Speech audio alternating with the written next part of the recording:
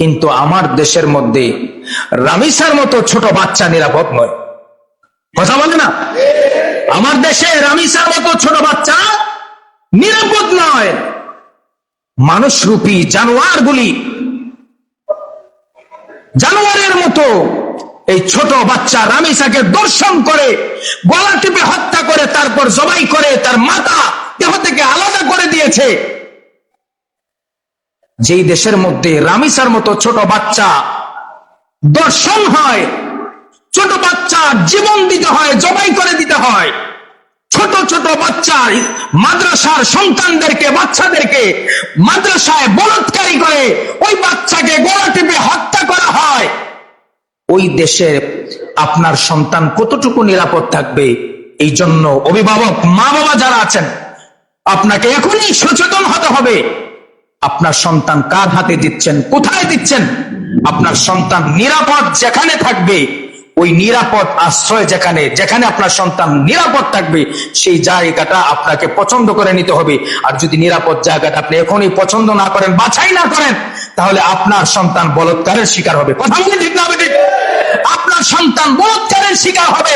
মাদ্রাসায় কোরআন শিক্ষার জন্য পাঠানোর পরেও ওই মাদ্রাসার আলেম নামের জানোয়ারগুলি ইসলামের দোহাই দিয়া যারা ইসলামকে কলুষিত করছে, ইসলামকে ধ্বংস করছে, ইসলামকে বিকৃত করছে, ওরা ইসলামের লেবাস লাগায়া, আলেমের লেবাস লাগায়া ছোট ছোট বাচ্চাদেরকে বলৎকারী করে করে ইসলামকে ধ্বংস করে দিচ্ছে।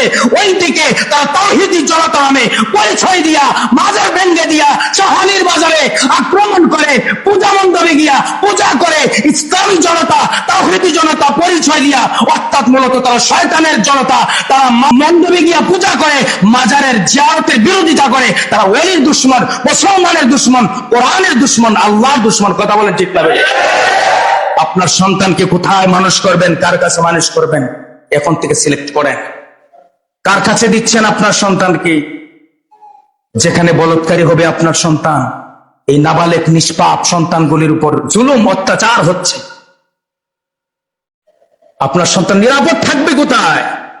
কয়েকদিন আগে দেখলাম ছোট একটা বাচ্চা, মেয়ে, 10 বছরের বাচ্চাকে ধর্ষণ করে মেরে ফেলেছে। রামিসা কি অপরাধ করেছিল? সুতরাং আপনার সন্তানকে নিরাপদ রাখেন, সন্তানের প্রতি খেয়াল রাখেন, সন্তানকে অবহেলা করে কোথায় ফেলে রাখবেন না।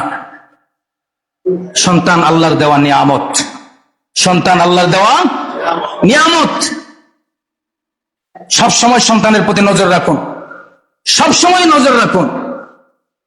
আল্লাহ পাক ওই সমস্ত জানোয়ারদের কাছ থেকে ইসলামকে হেফাজত করুক। সকলে বলে আমিন।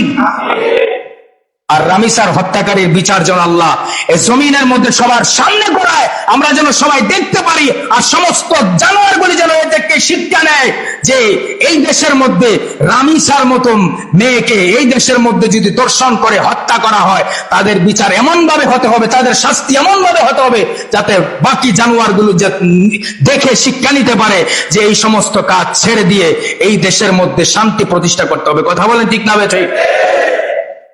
খুব কষ্ট লাগে বাবা যদি বলে যে আপনারা আমার মেয়ের বিচার করতে পারবেন না, আমার মেয়ের হত্যাকারীর বিচার করতে পারবেন না, এই দেশে হত্যাকারীর বিচার হবে না।